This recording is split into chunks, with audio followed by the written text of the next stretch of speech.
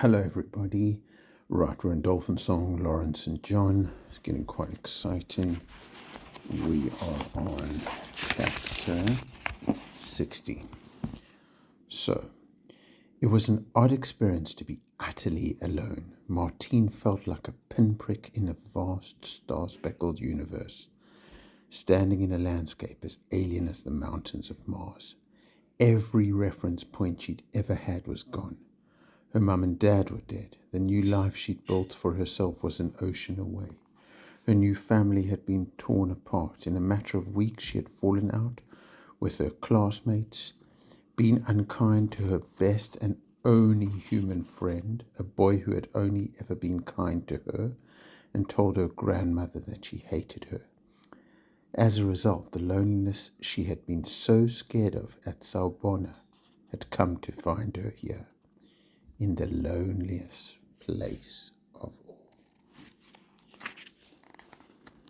Martine felt a lot of emotions, but the main one was shame. She wished that Grace was around to envelop her in a mammoth hug and say something wise, or that Jemmy was nearby to nuzzle her and make his musical fluttering sound. But another part of her felt that she didn't deserve a hug or a nuzzle. She listened, hoping to hear Ben's footsteps, but there was only the whisper of waves and the sad whine of the wind, which lifted grains of sand and stung her with them. She wanted to cry, but she knew that crying wouldn't help. People who felt sorry for themselves in survival situations tended not to last very long. She needed to get her head together and prepare for the long night ahead. After a lingering look at the lighthouse, where the dancing light of the fire set the walls and windows aglow, she set off down the dunes. Her plan was to make her way to the rocky ledges above Dolphin Bay on the far side of the island. There she would be shielded from the worst of the weather and, with any luck, out of the reach of passing snakes or scorpions. The part of the journey Martine found most unnerving was the walk through the copse of trees near the lake, where blustery sea winds threw leaping panther shadows. She was too heart-sore to be truly afraid, but she was definitely relieved when her toes sank into the squeaking sand of Runway Beach. It took another 15 minutes to reach Dolphin Bay, and her muscles were quivering with tiredness by the time she climbed the slick rocks of the cliff. She was starving too. Not that she could have eaten a thing. The ledge she chose smelled of birds' nests and fish bones, but it was dry and sheltered. Martine sat on the edge of it and gazed out at the moon and the glittering sea beneath it. There was some comfort in knowing that the same moon would be shining on the white giraffe and the other animals at Sorbonne, and of course on her grandmother, who would probably be finishing dinner around now. But Martine's other life at Sorbonne, seemed a million miles away. She tried to remember how things were before they got so mixed up, before she upset everyone she cared about. That got her thinking about how small and petty the causes of arguments were. Mostly they came down to one person believing that they were more right than somebody else, or another person wanting what someone else had. That's what had happened tonight. She lay down on the rock, but the hard, chilly stone made sleep impossible. She sat up again, and that's when she heard it. A cough. It came from the next ledge. She was sure of it. Ben. Immediately Martine felt better. Even though they weren't speaking, even though Ben probably thought her the most monstrous girl he knew, it was good to have him nearby. She wondered if he was as cold as she was, and was jolted by an awful thought. Ben had no warm clothing with him. When they'd been gathering wood, he'd been bare-chested and in shorts, because she teased him about the goosebumps all over his body. And after the row at the lighthouse, he'd been so concerned about preventing her from getting into a fight that he hadn't thought to grab his t-shirt and windcheater as he went. Martine knew that if she was freezing in a t-shirt and sweatshirt, Ben would be feeling even worse. For half an hour she plotted and schemed about hiking all the way back to the lighthouse and snatching her survival kit, or failing that, a red-hot ember which she could use to start a fire. Then she remembered something. During one of her attacks of guilt over their fellow castaways, She'd taken a couple of matches from the pouch with the intention of giving them to anyone except Claudius if the opportunity arose. But it never had. She dug in her pocket. They were still there. Minutes later, Martine was foraging along the shoreline in pitch darkness in a bid to find dried palm fronds, coconut husk, pieces of driftwood, or anything else that might burn. It was horrible rummaging around blindly, not knowing whether a scorpion was about to sting her or a vengeful crab was waiting to crush her fingers with its pincers. She kept thinking of the crab in the Buddha's story, slicing off the crane's head like a knife through butter.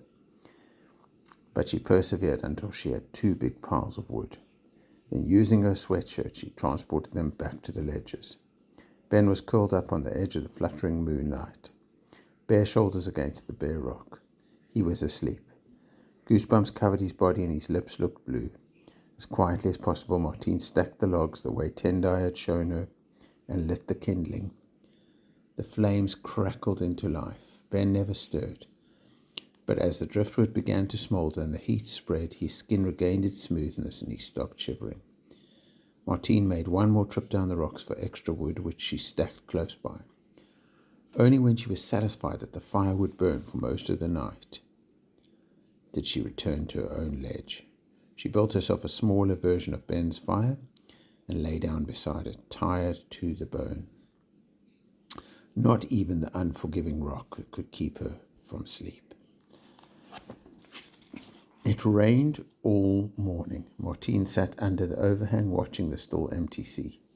Alberta told her that in his youth it had never rained in the winter, but that this year there had been floods. She neither heard nor saw Ben. Around midday she couldn't stand the suspense any longer and poked her head around the rocks.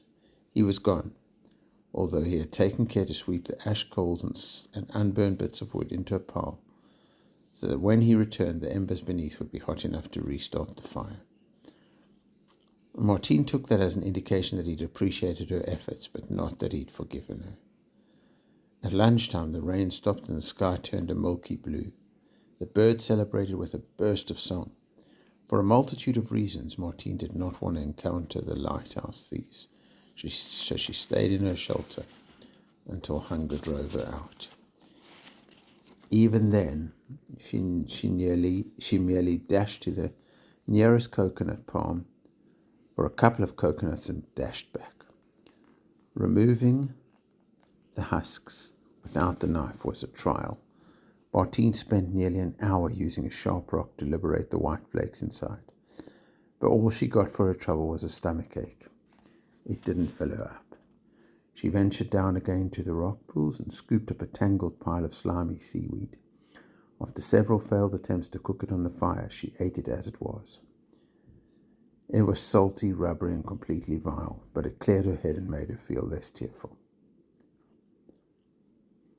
Mid-afternoon, the dolphins appeared in the bay, and she decided to go down and talk to them. They would cheer her up. They would make her believe that absolutely everything was going to be all right, that Ben would be her friend again, that Gwyn Thomas wouldn't always be annoyed with her and wouldn't send her away from Salbona, that she would see Jemmy again.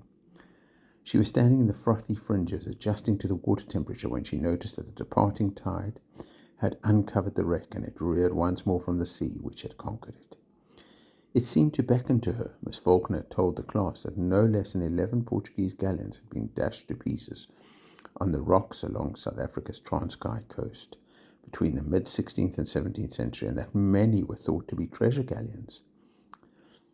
Ben had thought that this wreck might be one too, but now she would never know. She had turned down the chance to go out to it with him, and investigating the old galleon without him would be both pointless and insane.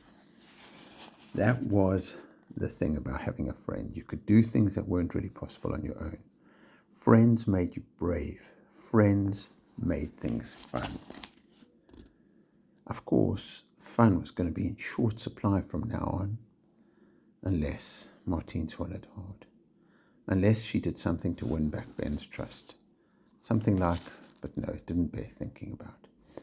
Venturing out alone to the reef, where the only thing holding back the full ferocity of the Indian Ocean was a fragile wall of coral, was not a risk worth taking.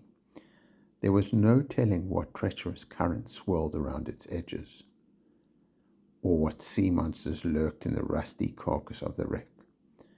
but the thought wouldn't go away.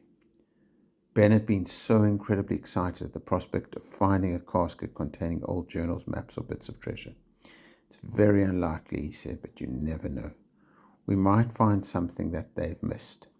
Perhaps she could find something. Then she could present Ben with a ship's compass or a gold coin as evidence that his friendship was so important to her that she'd been prepared to overcome her worst fears to get it for him. Surely that would be enough to restore his faith in her. But at the back of his mind, two things kept nagging at her.